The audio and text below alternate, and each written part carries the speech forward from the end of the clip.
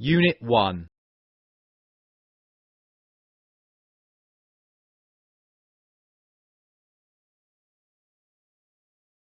The topic for tomorrow's presentation is really interesting. Have you decided who to talk about, Kwang? Not yet. I'm still wavering between two famous people, Steve Jobs and Michael Jackson. I admire them both. But who's had a greater impact on you? I'm not sure. Steve Jobs' work stimulates my creativity and innovation, while Michael Jackson's music inspired me to learn to play a musical instrument. What do you think? Well, both of them were very talented and influential, but I prefer Steve Jobs. I think Michael Jackson was a great dancer, but not an excellent singer. In his later years, his singing voice became weak and thin, and wasn't as good as before. I see. What about you?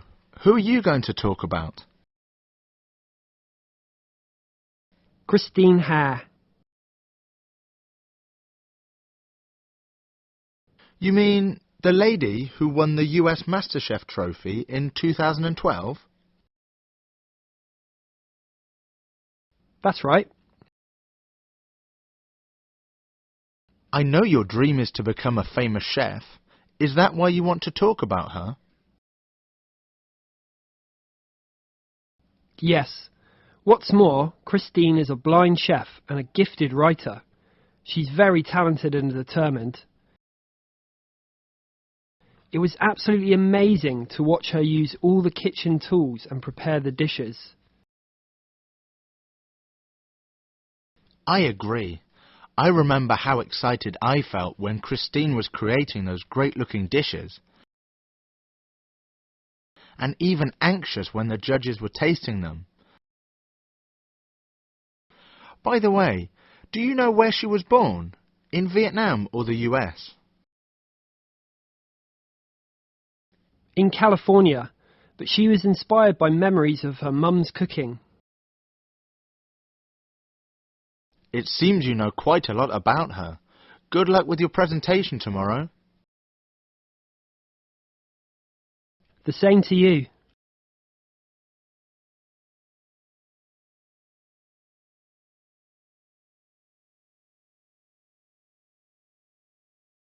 Kwang can't decide who he is going to talk about tomorrow.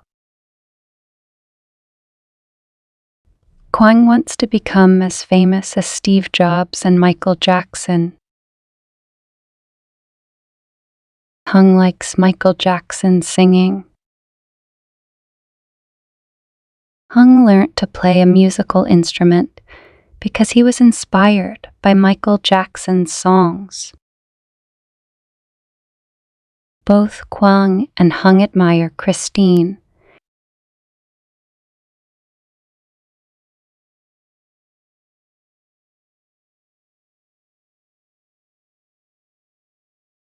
Talented, gifted, having a natural ability to do something well, while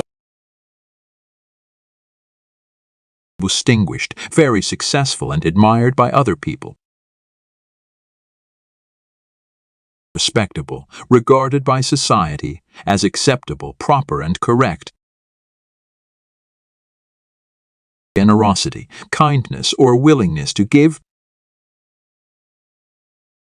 achievement and something that has been obtained by hard work, ability or effort.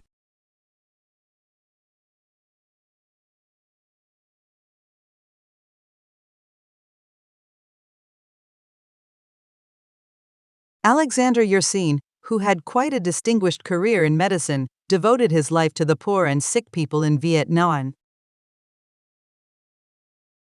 Hard-working and talented students should be given more opportunities to develop their skills.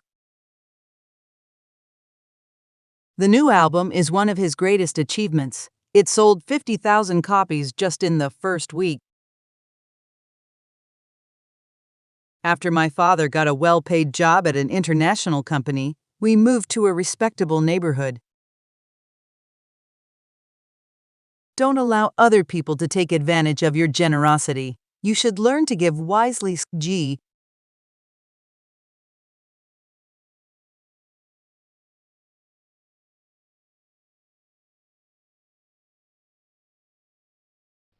A. My English class is at 2 o'clock. B. It's never too late to learn another language. A. His father is a guitarist, but he wasn't allowed to play any musical instruments until he was 15. B. Please read the letter aloud to us. A. You can write your life story and post it on this website. B. I hope we're doing the right thing. A.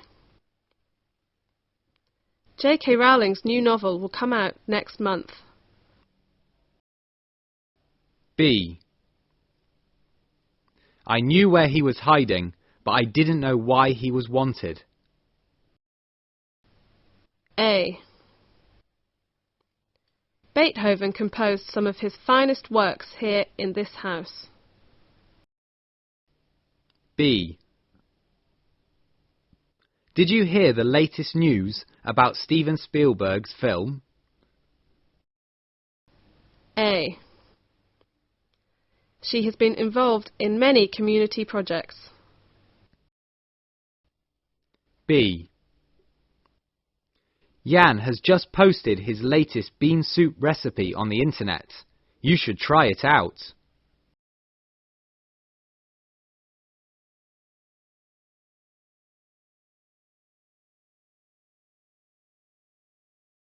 This morning when the alarm clock went off, I was having a sweet dream. Carol met her husband while she was traveling in Europe.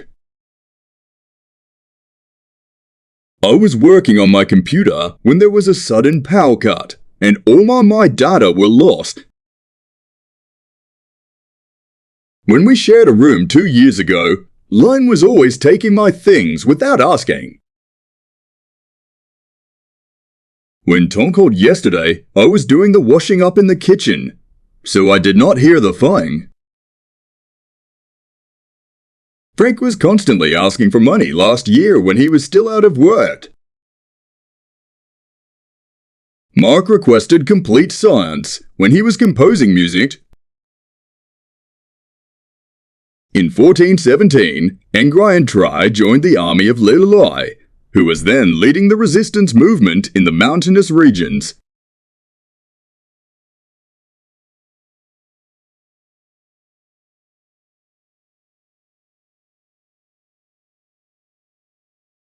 Here's the book you asked to borrow. There are some reports on the oil slick in the Mediterranean Sea. Kangaroos are found only in Australia. Angelina is working for a charitable organization that helps people with disabilities. Is the United Arab Emirates part of South Asia or the Middle East? Last summer, we traveled to many places. We visited the Taj Mahal in India, climbed Mount Everest in the Himalayas, and took a cruise to the Bahamas. I love Spain. I find the Spanish very friendly, but I can't say much in Spanish. My favorite pastime is playing the guitar, but my best friend prefers playing tennis.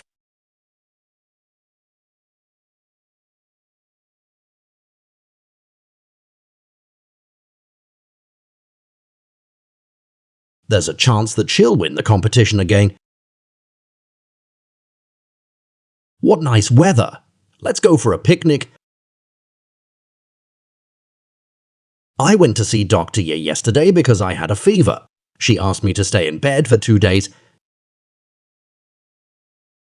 My friend Brian is a Scot. On special occasions, he wears a kilt and plays the bagpipe.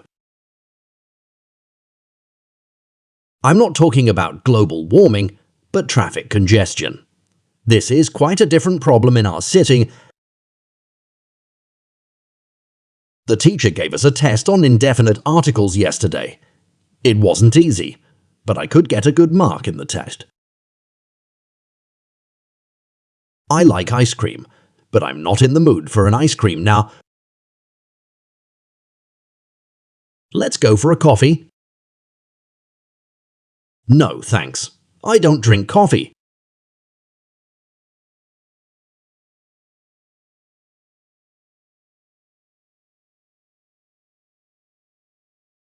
I had a very bad experience last Sunday.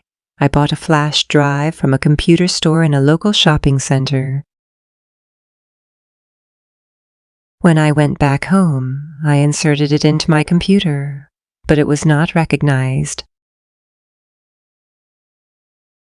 Took it back to the store, but the store manager got very angry.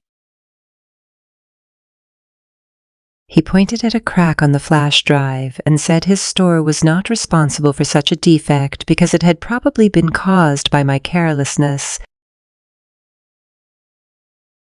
I couldn't say a word and had to buy another flash drive.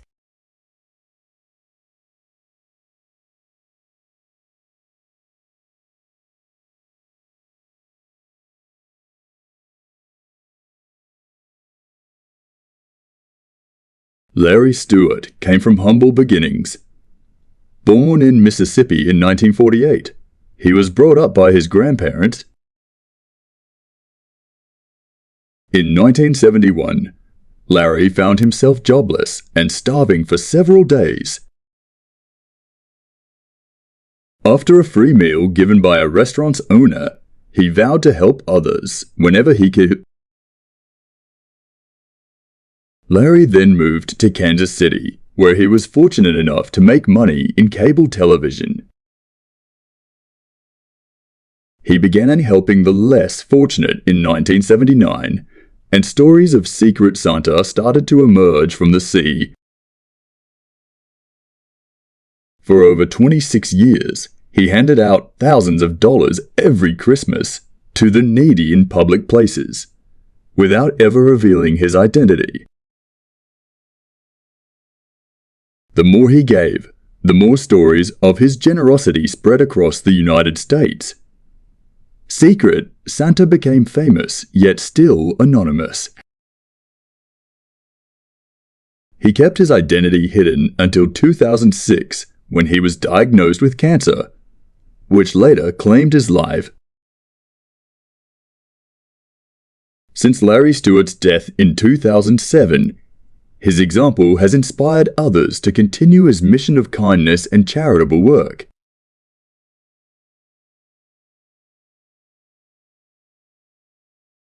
Born in 1988, Lethane Thuy was awarded the title Ho Chi Minh City Outstanding Young Citizen in 2006, a year before she passed away. As soon Thuy started high school in 2003, she was diagnosed with bone cancer, and doctors decided to amputate her leg to save her leg. Thuy's repeated hospitalizations over 4 years did not stop her from helping other patients. Her dream was to initiate a fund to help young cancer patients. Whenever Thuy could move around, she organized different charity activities to relieve the young patients' pains. Thuy's meaningful work was welcomed and supported by the community. As a result, Thuy's Dream program was launched and is currently managed by the Tuoi Tree. The Tuoi Tree has continued to hold annual events to support her program. The most important one is the Sunflower Festival, where children and their families get together and have fun. Gifts are given to the young patients, and the memory of Thuy is kept alive by near story about love and sharing.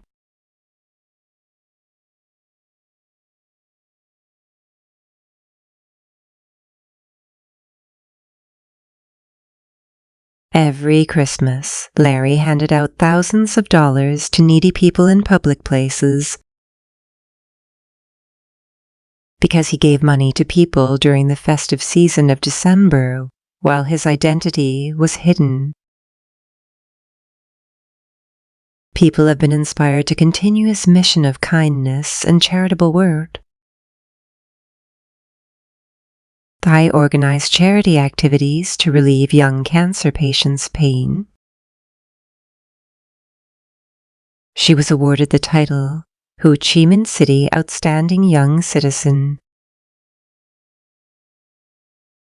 The newspaper holds annual events to support her program. One of them is the Sunflower Festival, where children and their families get together and have fun. Gifts are given to the young patients, and the memory of Thuy is kept alive by her story about love and sharing.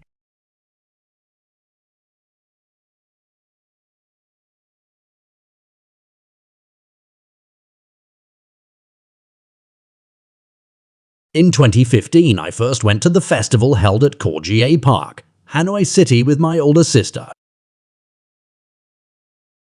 She was a volunteer at the festival. I helped my sister and her team make some handmade things to sell at the festival. All the amount of money collected was then donated to the fund to save young cancer patients.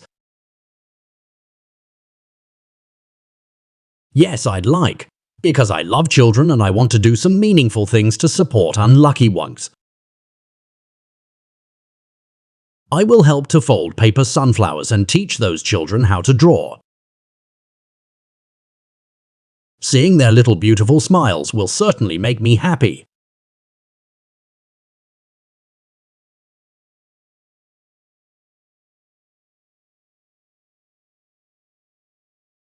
Hi, Van. What are you doing? Why are you talking to the mirror? Well, I'm practicing for the storytelling contest next week. I want to see my expression while I'm speaking. I see. The topic is the life of a historical figure, isn't it? That's right. I've decided to talk about Nguyen Tray. Nguyen Tray. Who is he? He was a talented scholar and a skilled strategist. He was born in 1380. He helped King Lulowei to free our country from the invaders in the 15th century. I admire him for his dedication to our nation. Wow, he is a real national hero. Do you know any stories about him? An interesting story will hold the attention of your audience and the judges. Yes. I'll tell the mystery of the lychee garden. It's about an incident which led to the deaths of Nguyen Tray's extended family. Gosh, so his life ended in tragedy. Well, in a way, but 20 years later his reputation was restored. And he was nominated a World Cultural Celebrity by UNESCO in 1980. Why don't you come to the contest and listen to my story? Okay, I will. I really want to know more about this famous man.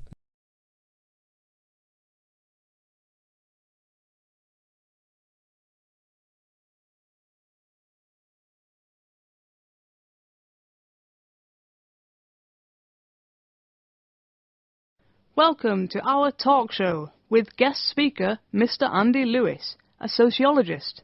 Mr. Lewis.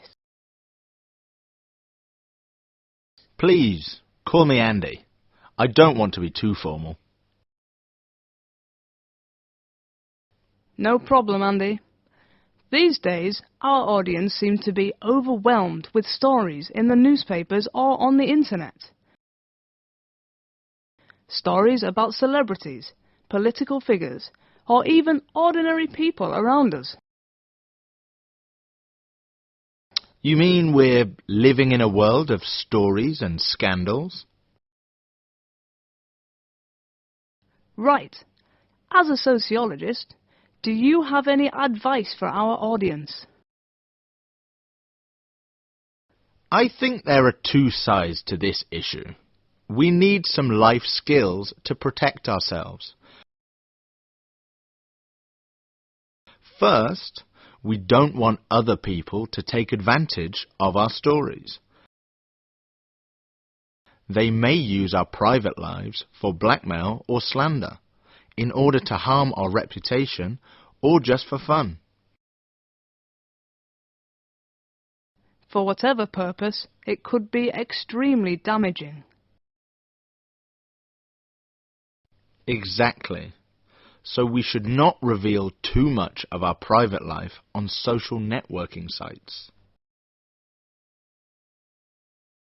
I agree. But how about the stories of other people? Should we read or follow these stories? That's the second point I want to discuss. Another life skill is learning from other people's lives. Everyone's life story is like a book that can teach us something. So we should open that book and read it critically. Critically? Can you explain this? It means we should make careful judgments when reading a life story and ask ourselves questions like, why is this story told? Or what lessons can I learn from it? Lessons such as? Such as a person's reasons for failure or success. This may help us to avoid similar failure or to adopt a new way of life so we can improve ourselves and become better human beings. Very interesting. Thank you, Andy, for your advice and for sharing your thoughts with our listeners. Next week...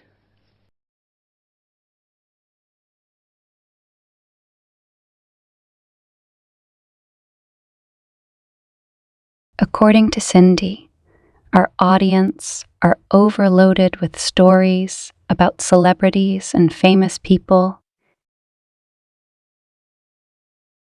People may use stories about our private life in order to damage our reputation. We should not share too much personal information online. Reading a person's life story critically means making judgments while reading it.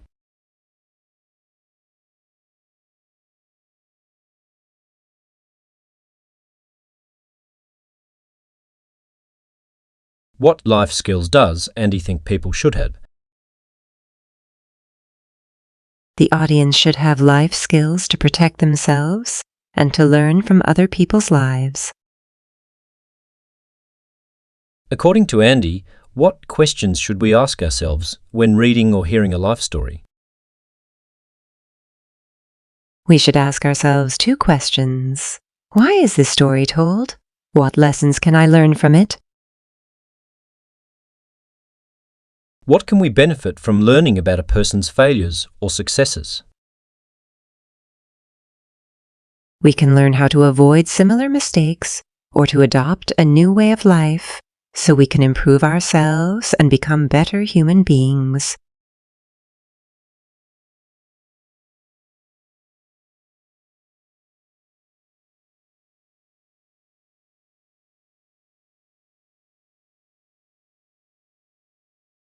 Bye, Carlos.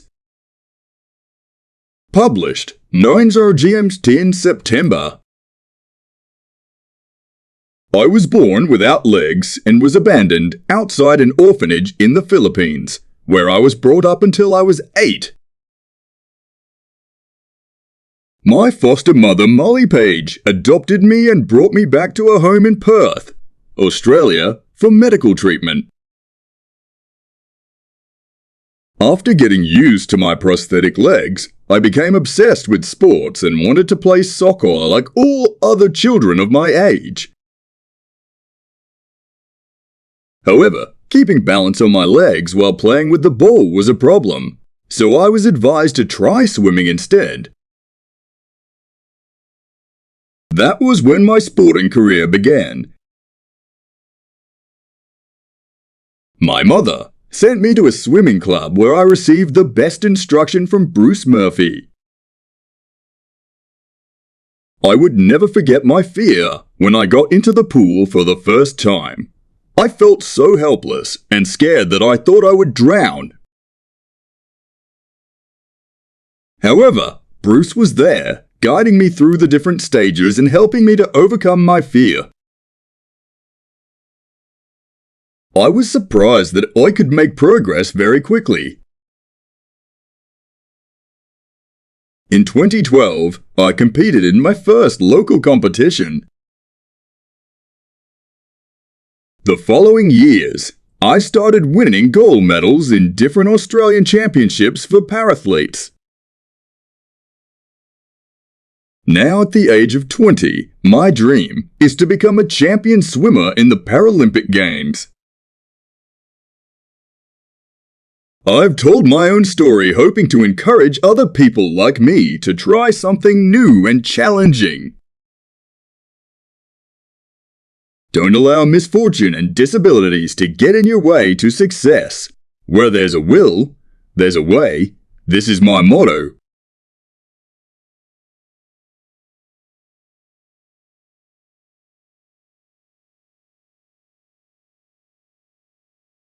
Poverty is no shame.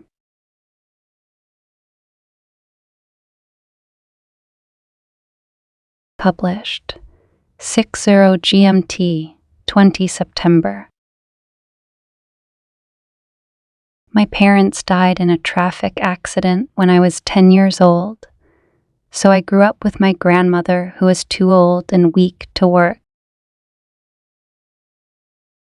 I had to leave school and did odd jobs to earn a living, selling lottery tickets, washing dishes, and doing babysitting. When I was 15, my grandma encouraged me to attend evening classes so I could improve my literacy and job prospects. After lots of hardship and effort, I completed secondary education and passed a challenging exam to enter medical university,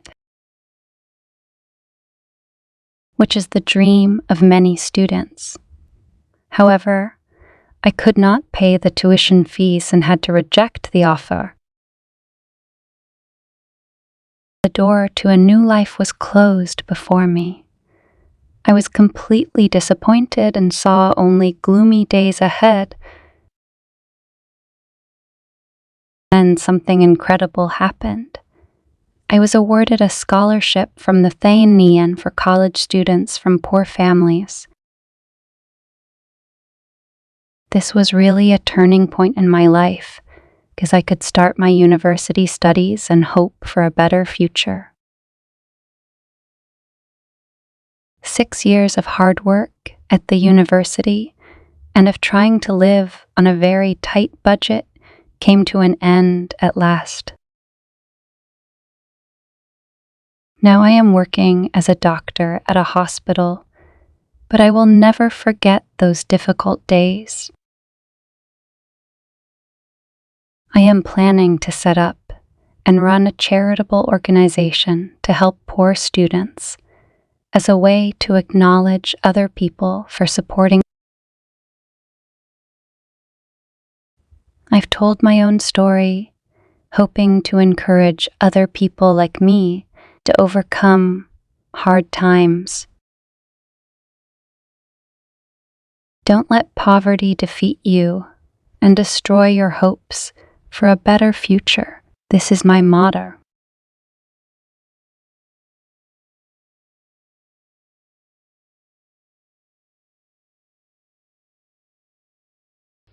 I am the only child in the family. Both my parents are doctors, and they are so busy that they have very little time for me. Luckily, we have a lot of books at home, and these books have become my best friends. The ones I like best are those about people's life stories.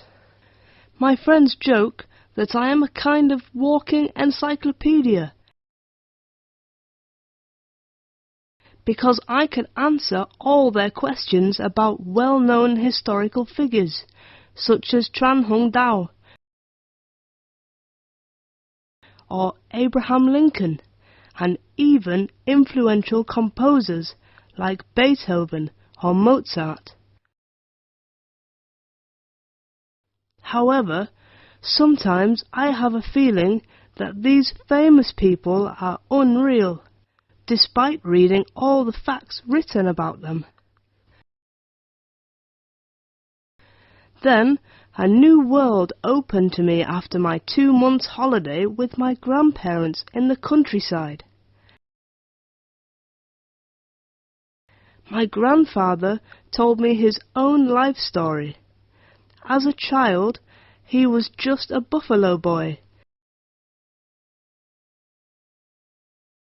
And then he joined the army as a soldier to fight against the invaders. My grandmother told me how hard she had worked to bring up my father and uncles during the war, while my grandpa was away. I found their stories even more interesting and more real than those in the books I had read. To me, my grandparents were as heroic and worthy of respect as many historical figures. I have learnt lessons about love and patriotism from them. My grandparents are my real heroes.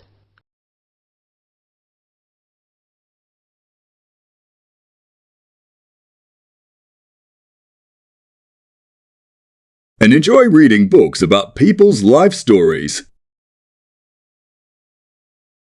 Anne's friends call her a walking encyclopedia because she can answer all their questions about well-known historical figures. Sometimes she has a feeling that the people in the books she has read are unreal. She spent her 2 months holiday in the countryside. To Anne, her grandparents were as heroic and worthy of respect as many historical figures, and their stories were even more interesting and more real than those in the books she has read.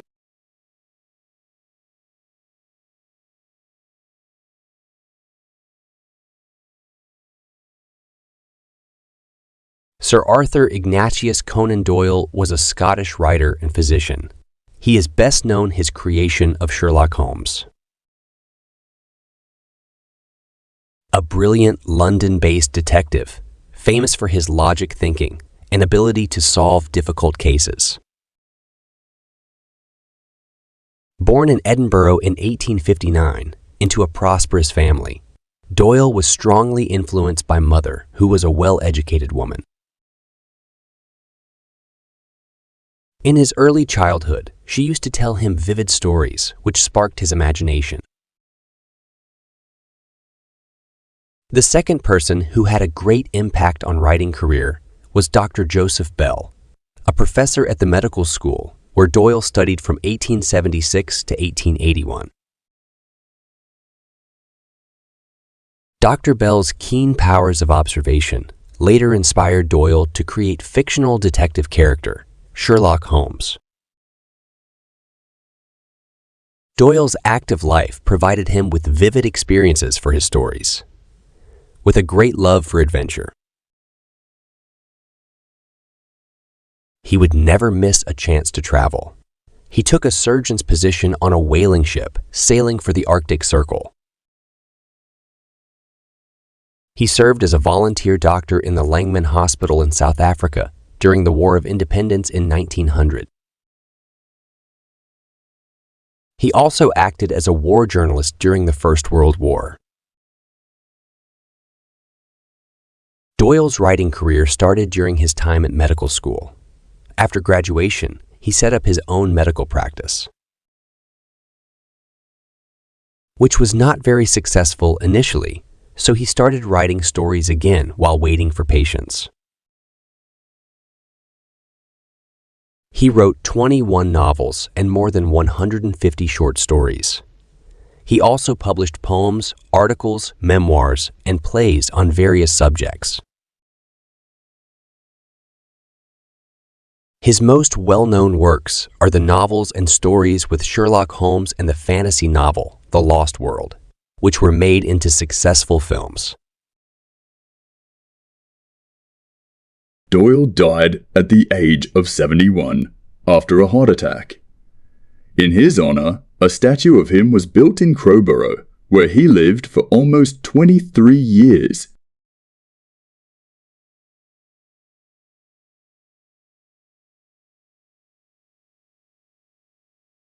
Arthur Conan Doyle's stories about Sherlock Holmes were the first detective stories in the world. The two people who had a strong influence on Doyle's writing career were his mother and Dr. Joseph Bale. Doyle's mother inspired him to write about Sherlock Holmes.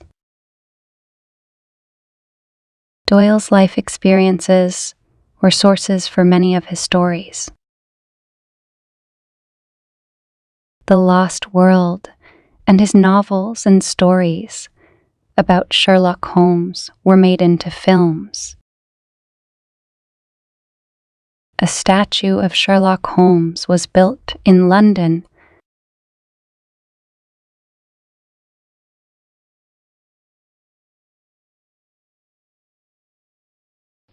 We need more wood for the campfire. Would you be able to bring some? I get really bored with playing the same board games every day. The weather forecast is for more rain, so I'm not sure whether we can go hiking tomorrow. There was a big hole in her sock, so the whole of her big toe was sticking out.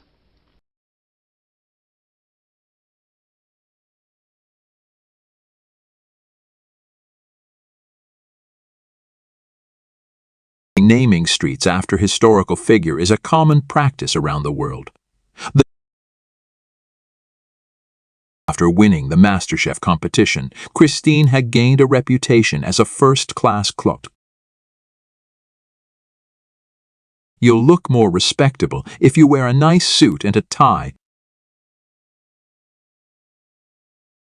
No one can deny his hard work and dedication to the club. After a series of successes, she won a Lifetime Achievement Award for music. Gwion Tri had a distinguished career as a skilled strategist and prominent scholar.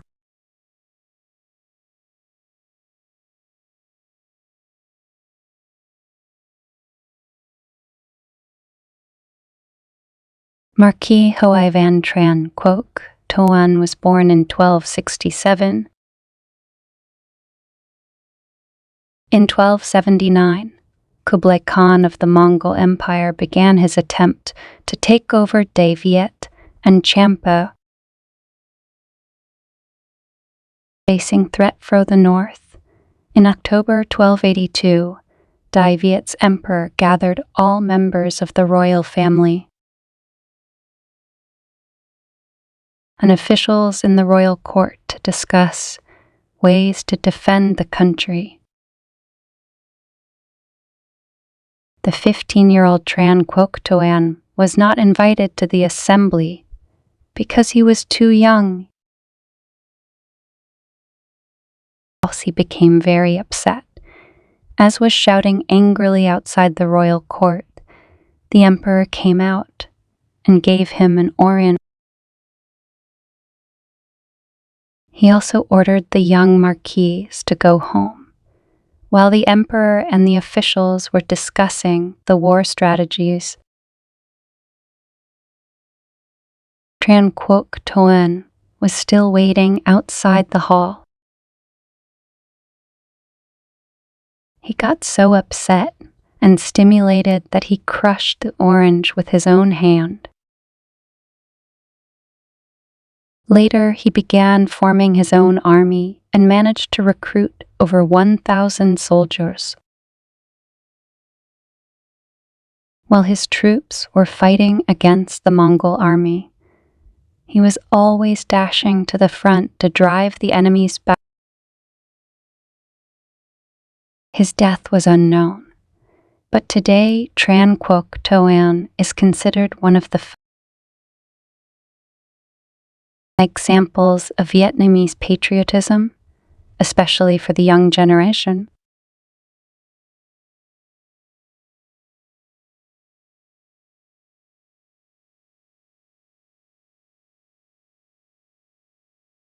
We had a great time in the USA last summer.